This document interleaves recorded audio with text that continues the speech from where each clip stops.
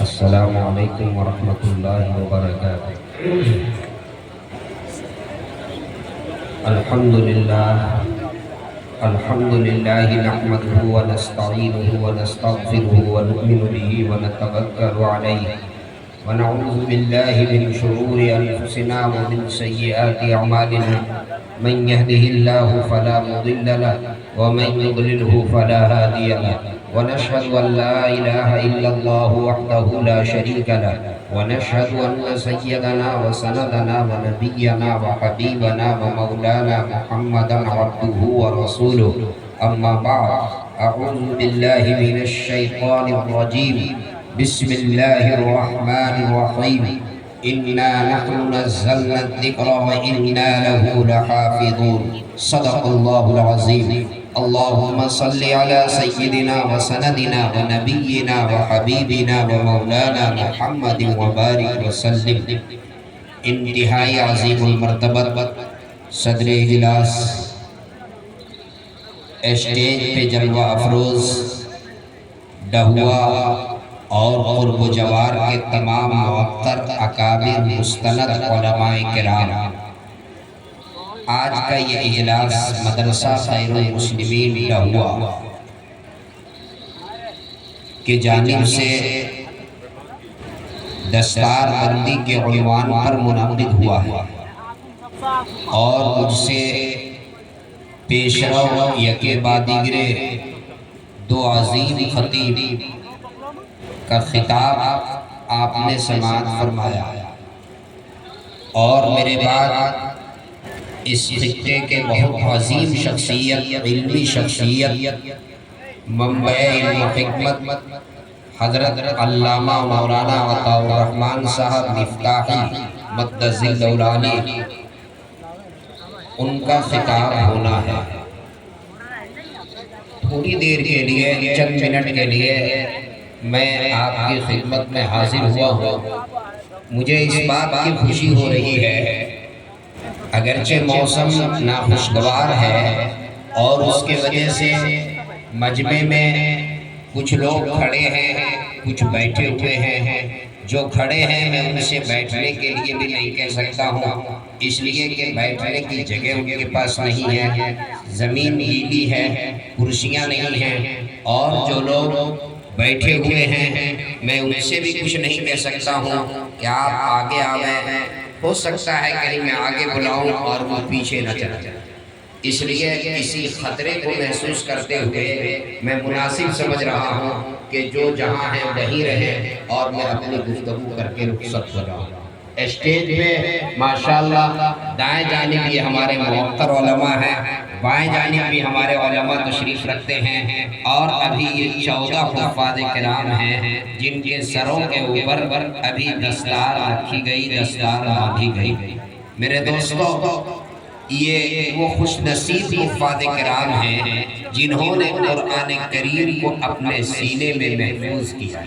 یقیناً یہ خوش نصیب ہیں، اور ان کے سروں کے اوپر یہ دستار جو ابھی باندھی گئی ہے، یہ تو ایک دنیاوی اعزاز ہے، یہ تو ایک دنیاوی اعزاز ہے۔ کل قیامت کے دن انہیں جس اعزاز سے نوازا جائے گا، علماء اسٹیج پہ تشریف رکھتے ہیں، اللہ رب العزت کے یہاں کل قیامت کے دن انہیں جس اعزاز سے نوازا جائے گا، قرآن کریم کی برکت سے انہیں جس اعزاز سے نوازا جائے گا، حدیث میں ہے یجیء القرآن یوم القیامہ فیقول یا رب زدہ۔ قرآن کریم کل قیامت کے دن اللہ کے دربار میں آئے گا اور اللہ رب العزت سے درخواست کرے گا، اللہ تبارک و تعالی سے سفارش کرے گا۔ کن کے لیے سفارش کرے گا؟ حاملین قرآن کے لیے، قرآن پڑھنے والے کے لیے، قرآن پڑھانے والے کے لیے، قرآن کریم کو اپنے سینے میں محفوظ کرنے والے کے لیے، قرآن سے تعلق رکھنے والے کے لیے، تمام حاملین قرآن کے لیے قرآن کریم اللہ کے دربار میں درخواست لگائے گا، اللہ کے دربار میں قرآن کریم اور جب قرآن کریم اللہ کے دربار میں سفارش کرے گا تو حدیث میں ہے اللہ رب العزت قرآن کریم کی سفارش کو قبول فرمائیں گے. اللہ تبارک و تعالی قرآن کریم کی سفارش کو قبول فرمائیں گے اور قرآن کریم کی سفارش کو قبول فرمانے کے بعد ان حاملین قرآن کو اللہ رب العزت کس چیز سے نوازیں گے؟ حدیث کے الفاظ ہیں تاج الکرامہ. سب سے پہلے انہیں کرامت کا تاج عطا کیا جائے گا. وہ لوگ جو قرآن سے محبت کرنے والے، قرآن سے تعلق رکھنے والے، قرآن کو سیکھنے والے، قرآن کریم کو سکھانے والے، وہ تمام حاملین قرآن کو اللہ رب العزت جو ہے کرامت کا تاج عطا فرمائیں گے. آپ ذرا غور کریں، علماء کرام سے آپ پوچھیں اس تاج کے کیا کہنے جو تاج رب کائنات کے جانب سے حاملین قرآن کو عطا کیا جائے گا. لیکن میرے دوستو تاج عطا فرمانے کے بعد بھی قرآن خاموش نہیں رہے گا، بلکہ قرآن کریم پھر اللہ رب العزت کے دربار میں پھر اللہ کے دربار میں سفارش کرے گا، اللہ سے درخواست کرے گا. جب قرآن کریم پھر اللہ رب العزت کے دربار میں سفارش کرے گا تو اللہ تبارک و تعالی قرآن کریم کی سفارش کو قبول فرماتے ہوئے انہیں حلت الکرامہ کرامت کی پوشاک عطا فرمائیں گے. کرامت کی پوشاک عطا فرمائیں گے. ذرا غور کیجئے اس پوشاک کے کیا کہنے، وہ کیسی پوشاک ہوگی، اور اس پوشاک کی عظمت کے کیا کہنے، اس پوشاک کے مقام کا کیا کہنا جو حاملین قرآن کو ملائے اعلیٰ کی طرف سے، بار اعلیٰ کی طرف سے، بارگاہ عزتی کی طرف سے، پروردگار عالم کی طرف سے تمام حاملین قرآن کو جو پوشاک دی جائے گی، اس پوشاک کے بارے میں ہم تصور نہیں کر سکتے. ہمارا تصور وہاں تک نہیں پہنچ سکتا کہ وہ کیسی پوشاک ہوگی، اس لباس کے کیا کہنے جو اللہ رب العزت کے جانب سے حاملین قرآن کو عطا کیا جائے گا. اور میرے دوستو اس پر بھی قرآن خاموش نہیں رہے گا. قرآن کریم پھر اللہ رب العزت سے درخواست کرے گا فیقول یا ربی زد. اللہ سے قرآن کریم پھر درخواست کرے گا. پہلے جب قرآن کریم سفارش کرے گا، درخواست لگائے گا، تو قرآن کی درخواست پر تاج کرامت عطا کیا جائے گا. پھر قرآن کی درخواست پر اعزازی پوشاک عطا کیا جائے گا. اور پھر قرآن کریم اللہ سے کہے گا اے اللہ فیقول یا رب ارضا، اے اللہ آپ ان سے راضی ہو جائیں، اے پروردگار عالم آپ انہیں اپنی رضا کا پروانہ عطا فرما دیں، اے بارے رہا آپ انہیں اپنی رضا کا پروانہ عطا فرما دیں. علماء سے پوچھ لیجئے کل قیامت کے دن ملائے اعلیٰ کے جانب سے رضا کا پروانہ مل جائے، اس سے بڑھ کر کے کوئی اعزاز نہیں ہو سکتا، اس سے بڑھ کر کے کوئی بات نہیں ہو سکتی ہے کہ ملائے اعلیٰ کی طرف سے حاملین قرآن کو رضا کا پروانہ مل جائے، اللہ کی طرف سے رضا کا پروانہ مل جائے. اور پھر اس کے بعد حکم ہوگا اقرا ورتل القرآن ترتیلا، اب پڑھتا جاؤ اور چڑھتا جاؤ. میرے دوستو یہ حافظ قرآن ہیں جنہوں نے مدرسہ خیر المسلمین میں رہ کر کے قرآن کریم کا حفظ مکمل کیا. یہ وہ باعزت لوگ ہیں، یہ وہ لوگ ہیں، یہ وہ قابل افتخار لوگ ہیں جنہوں نے اپنے سینے میں قرآن کو محفوظ کیا. اللہ نے ان کے سینوں کو قرآن کریم کی حفاظت کے لیے منتخب کیا. ان کے سینے کے کیا کہنے، ان کی عظمت کے کیا کہنے، جن کے سینے کو اللہ نے اپنے کلام کی حفاظت کے لیے منتخب کیا. وہ قرآن کریم اللہ جو اللہ کی کتاب بھی ہے اور اللہ کا کلام بھی.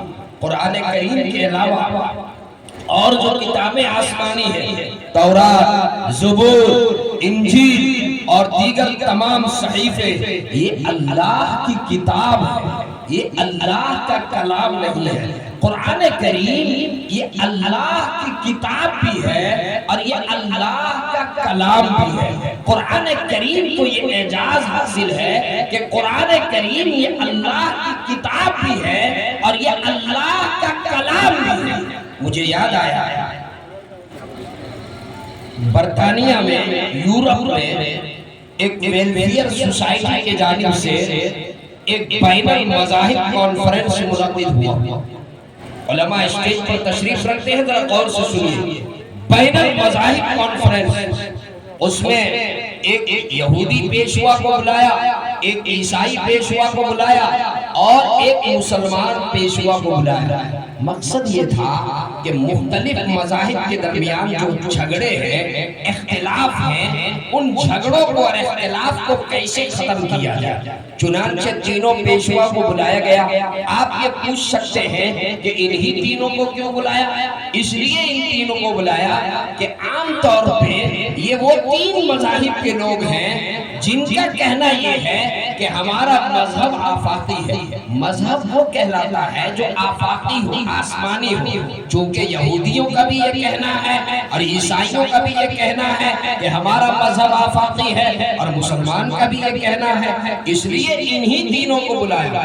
ایک جج منتخب ہو گئے اور تینوں پیشواؤں کو بلایا، اور جج نے تینوں سے پہلا سوال یہ کیا کہ یہ بتاؤ، اس وقت جو ہے یہودی سے پوچھا، یہ بتاؤ تمہارا مذہب کون سے پیغمبر سے منسوب ہے؟ چونکہ مذہب وہ ہوتا ہے جو کسی پیغمبر کی طرف منسوب ہو۔ تمہارا مذہب کس پیغمبر کی طرف منسوب ہے؟ یہودی نے کہا کہ ہمارا مذہب حضرت موسیٰ علیہ السلام کی طرف منسوب ہے، وہ اللہ کے پیغمبر گزرے ہیں۔ عیسائی نے کہا ہمارا مذہب حضرت عیسیٰ علیہ السلام کی طرف منسوب ہے، وہ اللہ کے پیغمبر گزرے ہیں۔ مسلمان نے کہا کہ ہمارا مذہب حضرت محمد رسول اللہ صلی اللہ علیہ وسلم کی طرف منسوب ہے، وہ اللہ کے پیغمبر ہیں۔ حضرت موسیٰ، وہ جج ہے وہ یہودی کی طرف پہلے مخاطب ہوا، اور جج نے اس تینوں سے ایک بعد یہ پوچھا، اچھا یہ بتاؤ ابھی کس پیغمبر کا دور چل رہا ہے؟ یہودی نے کہا ہمارا دور چل رہا ہے۔ عیسائی نے کہا نہیں نہیں ہمارا دور چل رہا ہے۔ مسلمان نے کہا کہ نہیں ہمارا دور چل رہا ہے۔ جج نے کہا کہ دعویٰ بغیر دلیل کے ثابت نہیں ہوتا، دعوے کے لیے دلیل چاہیے۔ پیغمبر دنیا میں آئے، پھر پیغمبر دنیا سے گزر گئے، دنیا سے رخصت ہو گئے، پیغمبر دنیا سے رخصت ہوئے، اگر ان کا مذہب بھی ان کے ساتھ، اگر ان کے اوپر جو کتاب آئی، ان کے اوپر جو دین آیا، اگر وہ بھی ان کے ساتھ رخصت ہو گیا تو پھر ان کا دور بھی رخصت۔ اور اگر ان کا مذہب ان کے جانے کے بعد بھی ان کا معجزہ اگر باقی رہا تو پھر جو ہے ان کا دین، ان کا یہ بھی باقی ہے، ان کا دور بھی باقی ہے۔ اب یہودی خاموش ہو گیا۔ یہ بتائیے آج حضرت موسیٰ علیہ السلام کا عصا، حضرت موسیٰ علیہ السلام کی لاٹھی مل جائے تو سمندر میں رستہ بن سکتا ہے؟ حضرت موسیٰ علیہ السلام کا عصا مل جائے تو سمندر میں رستہ بن سکتا ہے؟ حضرت سلیمان علیہ السلام کی انگوٹھی مل جائے تو کیا پوری دنیا میں وہ حکومت قائم کر سکتا ہے؟ جی نہیں۔ یہودی بھی خاموش ہو گیا، عیسائی بھی خاموش ہو گیا۔ جو مسلمان تھا انہوں نے قرآن کریم کو ہاتھ میں لیا اور وہ کھڑا ہوا اور جج سے کہا کہ جج صاحب یہ میرے پیغمبر کا معجزہ ہے، یہ کل بھی معجزہ تھا، یہ آج بھی معجزہ ہے، یہ کل بھی اثر رکھتا تھا، یہ آج بھی اثر رکھتا ہے، یہ کل بھی تاثیر رکھتا تھا، یہ آج بھی تاثیر رکھتا ہے، یہ کل بھی دلوں کو بدلتا تھا، یہ آج بھی دلوں کو بدلتا ہے، یہ کل بھی دلوں کو سنوارتا تھا، یہ آج بھی دلوں کو سنوارتا ہے، یہ کل بھی دلوں کو نکھارتا تھا، یہ آج بھی دلوں کو نکھارتا ہے، یہ کل بھی کتاب ہدایت تھی، یہ آج بھی کتاب ہدایت ہے، یہ کل بھی اس کے پڑھنے والے لاکھوں تھے، آج بھی اس کے پڑھنے والے کروڑوں ہیں، کل بھی اس کتاب کی حفاظت ہو رہی تھی، آج بھی اس کتاب کی حفاظت ہو رہی ہے، کل بھی اس کے حفاظ لاکھوں تھے، آج بھی اس کے حفاظ کروڑوں ہیں، کل بھی اس کے مفسرین لاکھوں تھے، آج بھی اس کے مفسرین ہیں، کل بھی اس کتاب کی حفاظت ہو رہی تھی، آج بھی اس کتاب کی حفاظت ہو رہی ہے۔ کیوں؟ اس لیے کہ میرے آقا کا وہ معجزہ ہے جو کل بھی معجزہ تھا، آج بھی معجزہ ہے، کل بھی اثر رکھتا تھا، آج بھی۔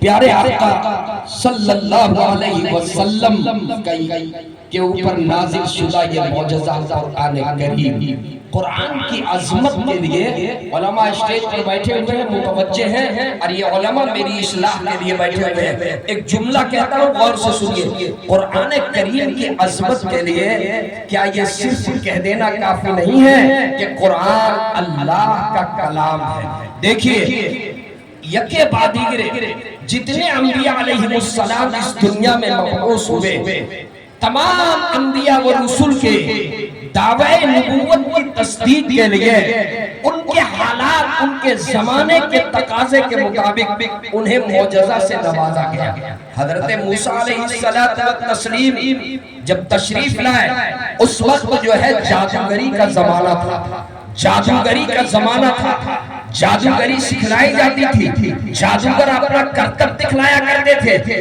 اور مدرسوں میں جادوگری پڑھائی جاتی تھی۔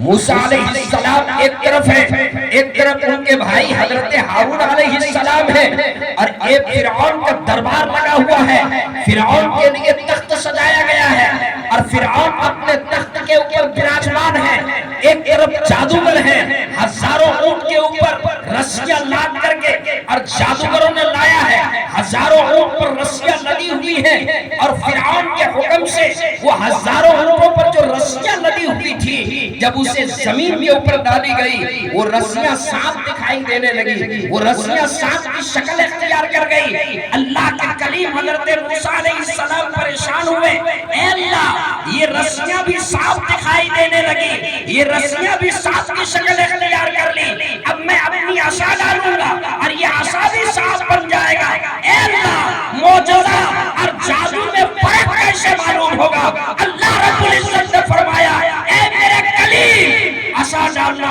آپ کا کام ہے، ابھی جادو اور معجزے میں فرق سمجھ میں آ جائے گا۔ چنانچہ حضرت موسیٰ علیہ السلام اپنی عصا ڈالتے ہیں، فَإِذَا هِيَ تَلْقَفُ، حضرت موسیٰ علیہ السلام اپنی عصا ڈالتے ہیں، وَأَلْقِ عَصَاكَ فَإِذَا هِيَ تَلْقَفُ، حضرت موسیٰ علیہ السلام اپنی عصا ڈالتے ہیں، وہ عصا افتحا بنتا ہے، اور وہ تمام اس سے پہلے جو رسیاں ڈالی گئی تھی، جو سانپ کی شکل اختیار کی تھی، ایک نوالے میں اس سب کو نگل گیا۔